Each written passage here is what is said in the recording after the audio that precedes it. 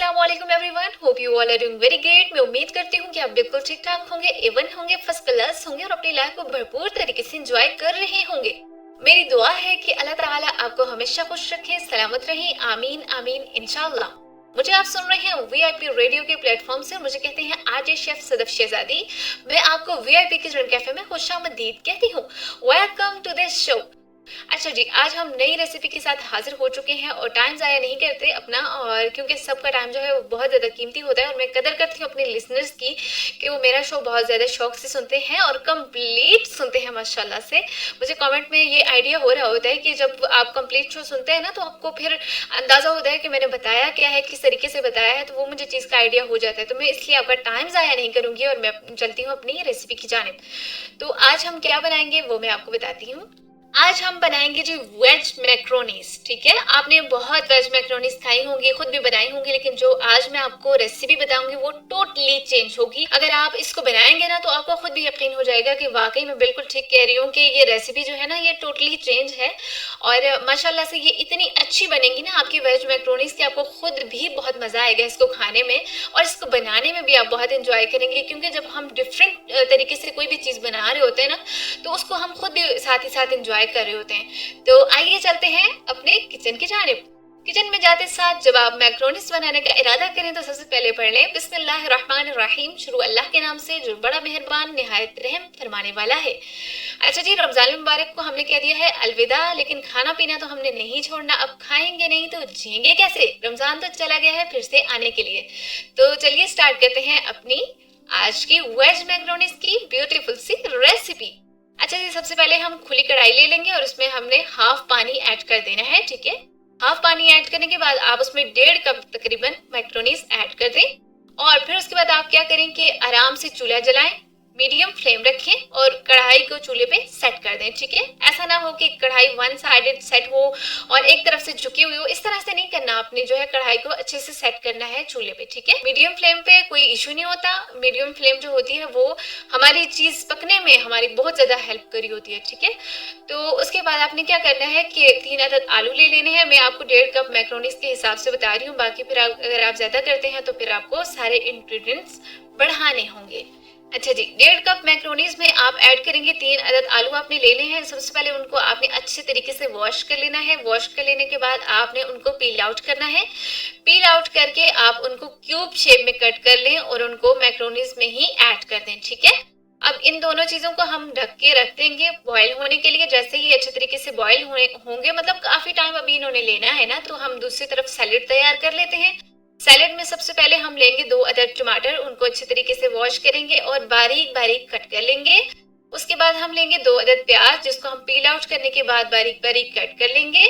उसके बाद हम लेंगे हरी मिर्च, जिसको हम बारीक चॉप कर लेंगे। बारीक आप जो है वो हरी मिर्च इसमें लेंगे 3 से 4 अदद।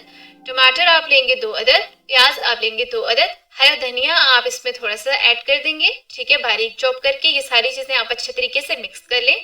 उसके बाद आपने 2 लेमन का रस ले लेना है, वो भी आप इसके अंदर ही ऐड करेंगे।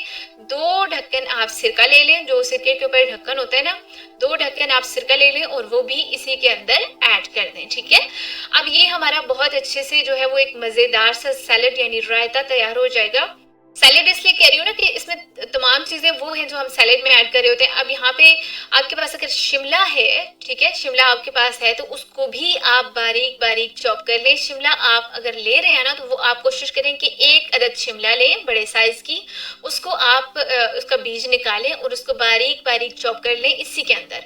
उसके बाद आपने हाथ की मदद से नहीं बल्कि चम्मच की मदद से इसको अच्छे तरीके से मिक्स कर देना है। ठीक है, अब आपको ये चीजें मिक्स करके ही अंदाजा हो जाएगा कि यार क्या मजेदार सा रायता बन गया है ना। वेज रायता इसको हम कहते हैं, जो हम वेज मैक्रोनीज में ऐड करेंगे। ठीक है, दूसरी जानिब अब हमारी मैक्रोनीज जो है वो बॉईल हो चुकी हैं। अब हम उनको किस तरह से चेक करेंगे, तो चेक करने का जो तरीकाकार है वो ये है कि आप एक छोटा चम्मच लें या स्पाइडर वेब भी लें, तो उसकी मदद से भी आप आसानी से चेक कर सकते हैं। उसमें पानी ऐड नहीं होगा बल्कि आपकी जो मैक्रोनीज आलू हैं वो स्पाइडर वेब पे आ जाएंगे। आप उनको हाथ से टच करें और अगर आपको लगे कि दोनों चीजें अच्छे से गल चुकी हैं तो आप जो है वो चूल्हा बंद कर दें और हाथों में बेकिंग ग्लव्स पहने और स्ट्रेनर ले लें। स्ट्रेनर में आराम से कढ़ाई को आहिस्ता आहिस्ता करके उलट दें, ठीक है। वो जितना भी पानी होगा वो सारा पानी निकल जाएगा और आपके आलू और मैक्रोनीज जो है वो साइड हो जाएंगे। अब आप दोबारा से क्या करें कि 2 चम्मच यहाँ पे ऑयल ऐड करें उसी कढ़ाई में, ठीक है। ऑयल ऐड करने के बाद आप दोबारा से चूल्हा ऑन कर लें मीडियम फ्लेम पे, ठीक है। चूल्हा ऑन करने के बाद अब यहाँ पे हम क्या करेंगे कि ऑयल ऐड किया हमने 2 चम्मच। अब हम इसमें कुछ मसाले ऐड करेंगे। मसाले ऐड करने के बाद जो आपने मैक्रोनीज और आलू बॉयल किए हैं आप दोबारा से उनको ऑयल में ऐड कर लें, ठीक है। ऑयल में जब हम मैक्रोनीज को ऐड करेंगे ना तो अब ज़्यादा टाइम ये मैक्रोनीज जो है वो ये ज़्यादा टाइम नहीं लेंगी। वो वजह ये है कि ये गल चुकी हैं, ठीक है। दोनों ही चीज़ें गल चुकी हैं तो हमने भी जल्दी जल्दी से प्रोसेस करना है ताकि ज़्यादा टाइम हम भी ना लें। मैक्रोनीज ने तो लेना ही नहीं है तो हम भी ना लें, ठीक है।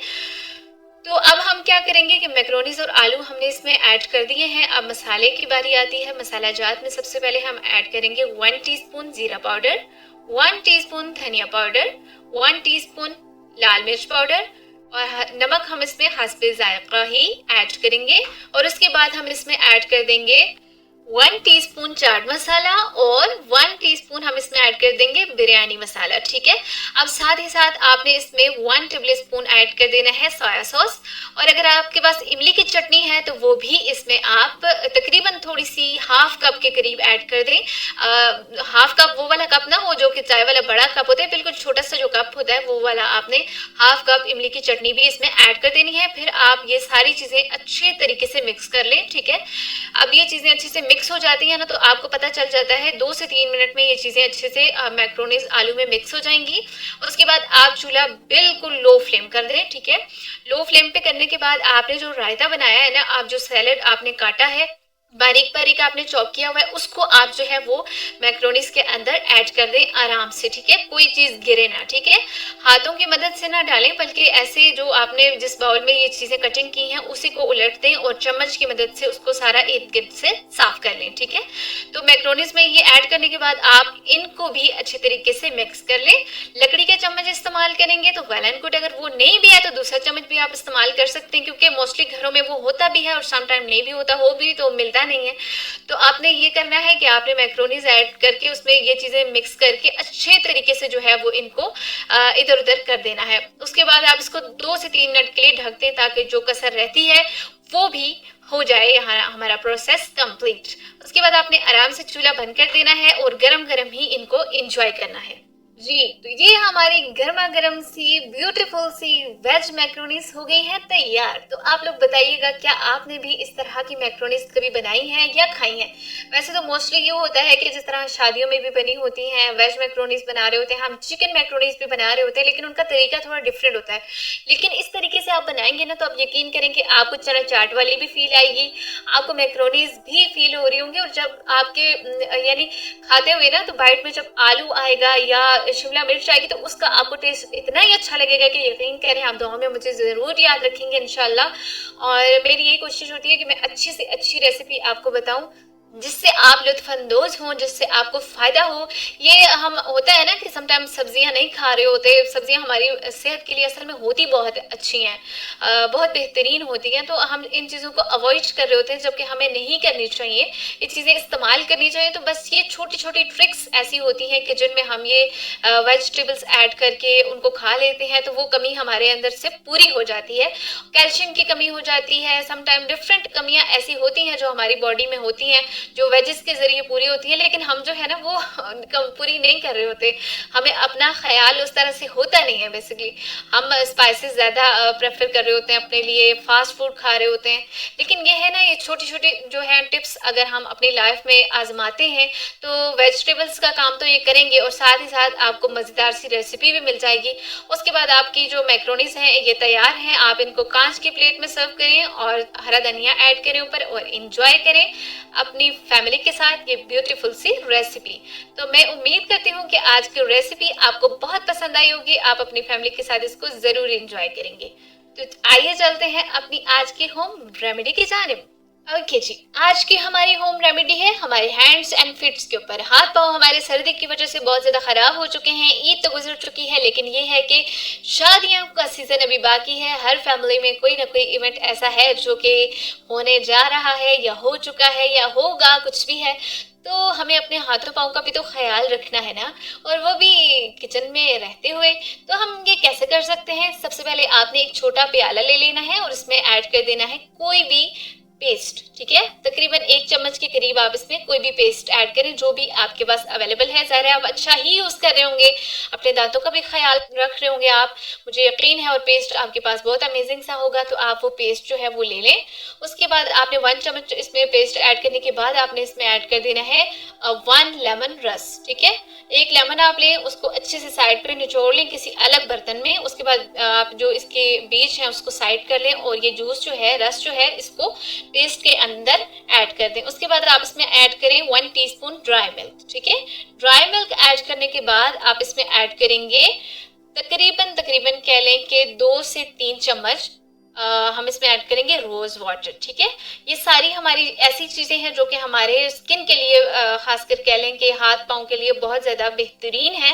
तो आपने ये करना है कि जैसे ही ये चीजें सारी आप ऐड कर लें जिस तरीके से मैंने आपको बताया है, तो आप इनको अच्छे तरीके से मिक्स कर लें। ठीक है, मिक्स करने के बाद आप कोशिश करें कि इनको 5 मिनट तक के लिए फ्रीज कर दें इस पेस्ट को। ठीक है, ये थिक सा पेस्ट बनेगा, अच्छा पेस्ट बनेगा, यानी लगने के काबिल होगा कि आपके फेस पे भी अच्छे से लग जाए।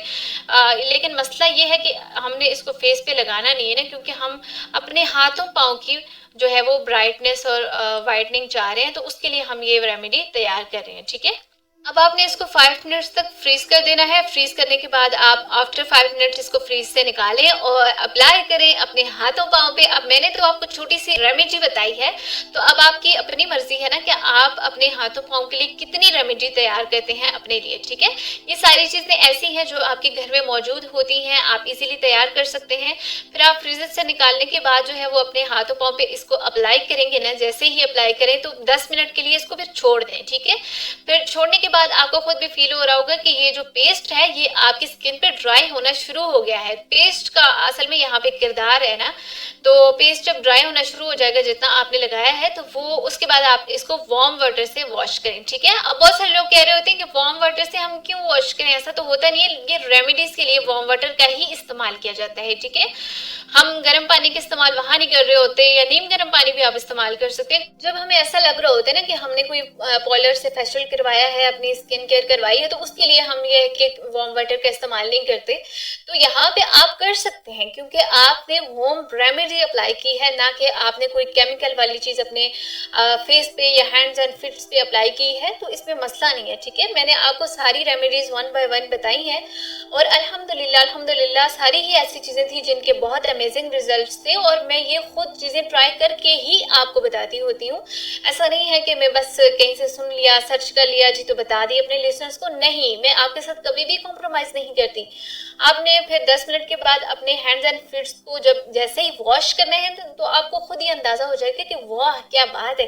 और आपको जब अपना रिजल्ट अच्छे से मिल जाए ना अपने हाथों और पाँव पे, फिर मुझे दुआ में याद रखना आपका फर्ज है। ठीक है, आप मुझे दुआ में लाजमी याद रखिएगा, और मैं भी आपके लिए दुआएं करूंगी, आप मेरे लिए दुआ किया कीजिए। और बस आपने किसी किस्म की कोई और भी रेमेडी पूछनी हो तो आप मुझे कमेंट सेक्शन में पूछ सकते हैं। अगर आपके पास कोई ऐसी डिश है जो आपको पसंद है, आप सोच रहे हैं कि यार ये किस तरह बनेगी, तो वो भी आप हमसे रेसिपी पूछ सकते हैं, बआसानी पूछ सकते हैं कमेंट सेक्शन में। मैं कमेंट सेक्शन जो है वो रीड करती हूँ, मुझे पता होता है कोई भी सवाल आता है तो मेरी यही कोशिश होती है कि मैं उनको अच्छे तरीके से आंसर करूँ, क्योंकि आप लोग अगर हमें सुनेंगे नहीं ना, तो हमारा बोलने का बताने का कोई फायदा नहीं है। तो आपका ताउन हमारे लिए काबिल सताइश है।